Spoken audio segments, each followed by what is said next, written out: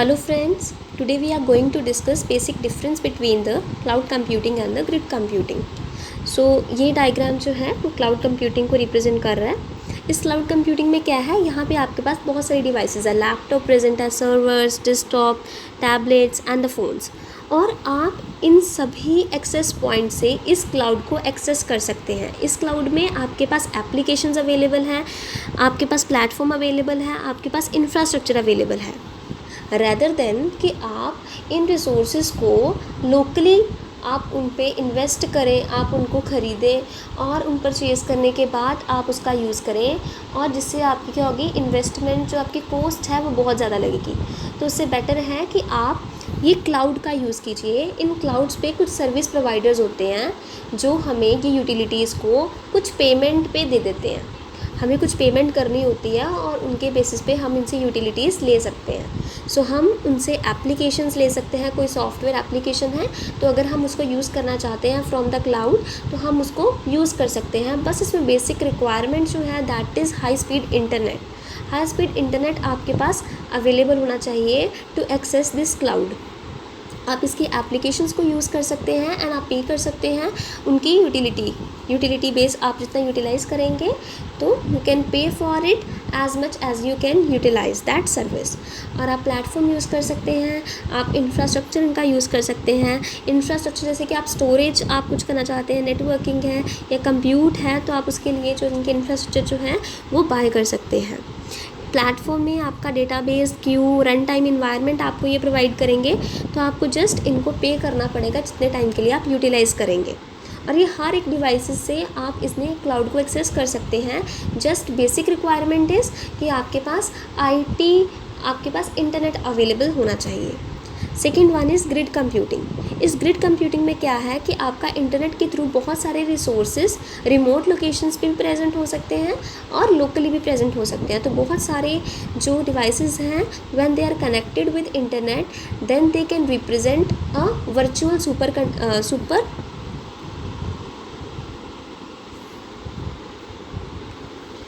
it represent the virtual super computer.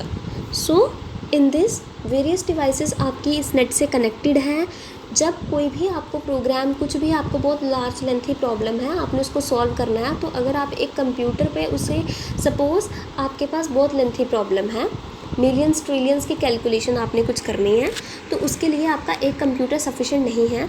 अगर आप उस एक कंप्यूटर पे वो करने लगे, आपको नियरली अबाउट 1 ईयर लग जाएगा उस कंप्यूटर पे करने के लिए। तो आपके पास एक सिस्टम है और आपको 1 साल तक अगर आप एक ही प्रोग्राम या एक ही कैलकुलेशन को परफॉर्म करेंगे तो ये पॉसिबल नहीं है, दैट्स नॉट पॉसिबल।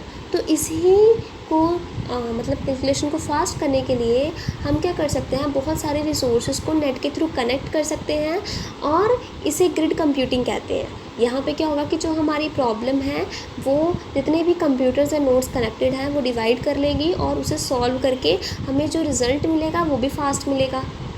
अगर एक कंप्यूटर को सॉल्व करने में वो प्रॉब्लम 365 डेज़ लग रहे हैं, 1 ईयर लग रहा है, तो वही प्रॉब्लम अगर हम 365 नोड्स के बीच में डिवाइड कर देंगे तो वो हमारी प्रॉब्लम 1 डे में ही कंप्लीट हो जाएगी।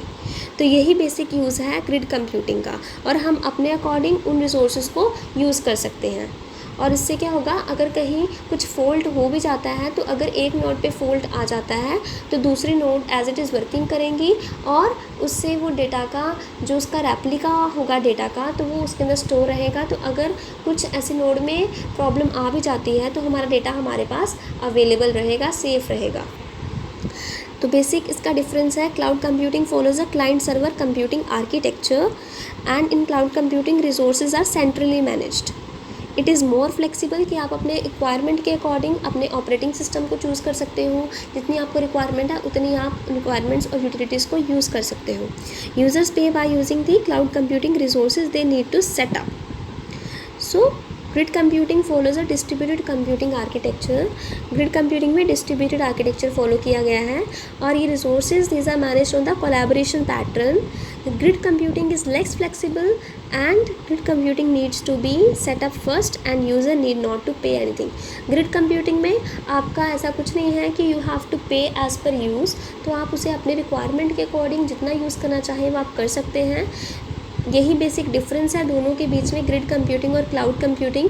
I hope you will clearly understand the difference between the grid computing and the cloud computing.